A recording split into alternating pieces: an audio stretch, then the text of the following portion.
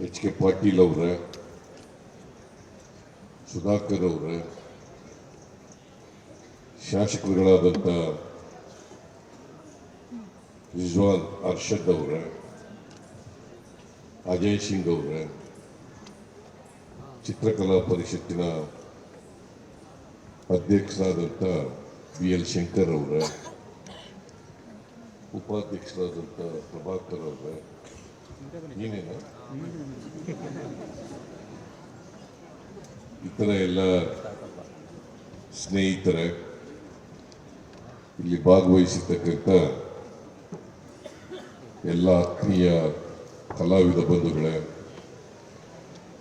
ವಿದ್ಯಾರ್ಥಿನಿಯರೇ, ಇತರ ಎಲ್ಲ ಬಂಧುಗಳೇ, ಮಾಧ್ಯಮದ ಗೆಳೆಯರೇ, ಚಿತ್ರಕಲಾ ಪರಿಷತ್ತಿನ ವತಿಯಿಂದ ಪ್ರತಿ ವರ್ಷ ಸುಮಾರು 2003ರಿಂದ ಇವತ್ತಿನವರೆಗೆ ಪ್ರತಿ ವರ್ಷ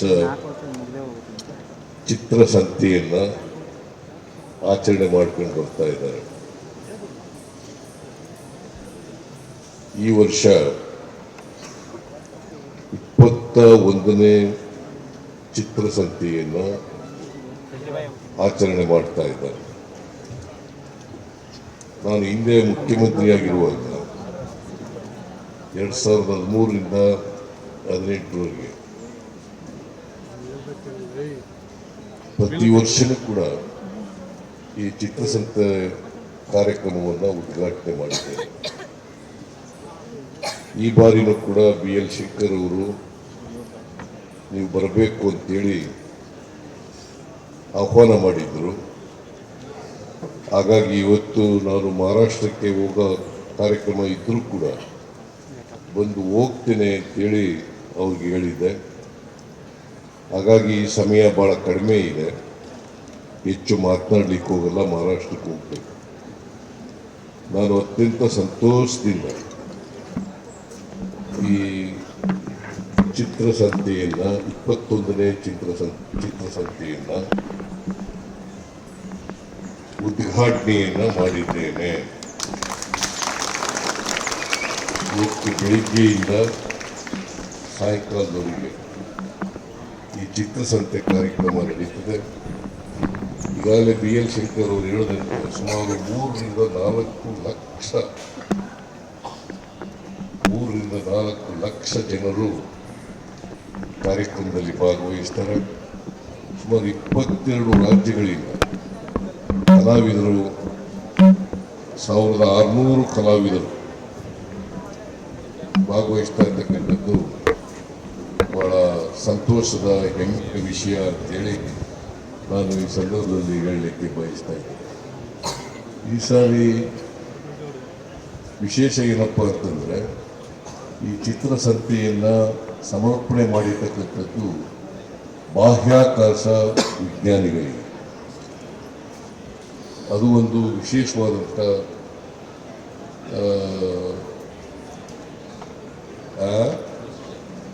ಅದು ಒಂದು ವಿಶೇಷವಾಗಿ ಅವರಿಗೆ ಬಾಹ್ಯಾಕಾಶ ವಿಜ್ಞಾನಿಗಳಿಗೆ ತೋರಿಸಿರ್ತಕ್ಕಂಥ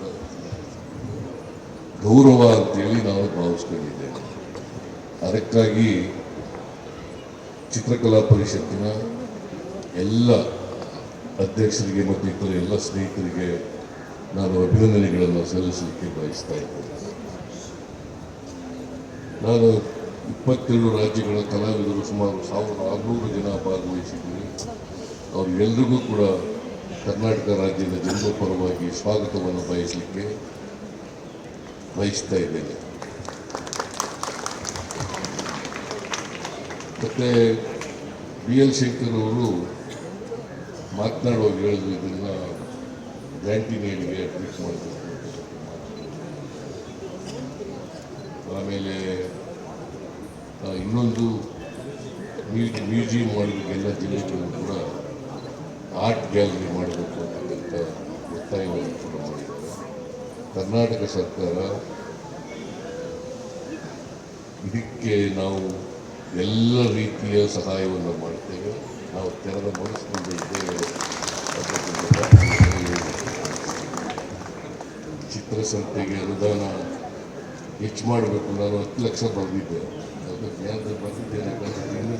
ಈ ಪ್ರಭಾಕರ ಹೇಳ್ತಾ ಇದ್ದ, BL ಶಂಕರ್ ಕೂಡ ಹೇಳ್ತಾ ಇದ್ದ, ಈಗ ನೀವು ಹೋದ ಸಾರಿ 1 ಕೋಟಿ ಕೊಟ್ಟಿದ್ದೀರಿ, ಈ ಸಾರಿ ಬರೀ 10 ಲಕ್ಷ ಕೊಟ್ಟಿದ್ದೀರಿ. ನಾನು ಈ ವರ್ಷ 50 ಲಕ್ಷ ರೂಪಾಯಿಗಳನ್ನು ಕೊಡುತ್ತೇನೆ.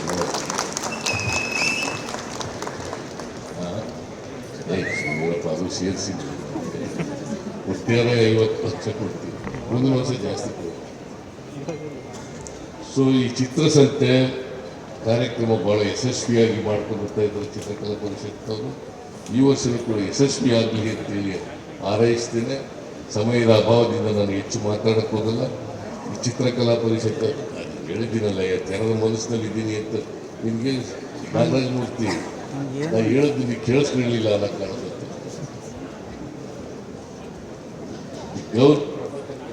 ಸರ್ಕಾರ ತೆರೆದ ಮನಸ್ಸಿನಲ್ಲಿದೆ. ನಾವೆಲ್ಲ ರೀತಿಯ ಸಹಕಾರವನ್ನು ಸಹಾಯವನ್ನು ಕರ್ನಾಟಕ ಸರ್ಕಾರ ಮಾಡ್ತದೆ.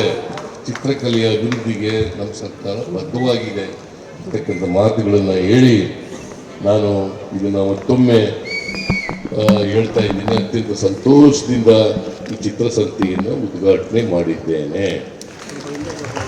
ಹೆಚ್ಚಿನ ವಿಡಿಯೋಗಳಿಗೆ ಪ್ರತಿಧ್ವನಿ ಯೂಟ್ಯೂಬ್ ಚಾನೆಲ್ ಸಬ್ಸ್ಕ್ರೈಬ್ ಮಾಡಿ, ಬೆಲ್ ಐಕಾನ್ ಕ್ಲಿಕ್ ಮಾಡಿ.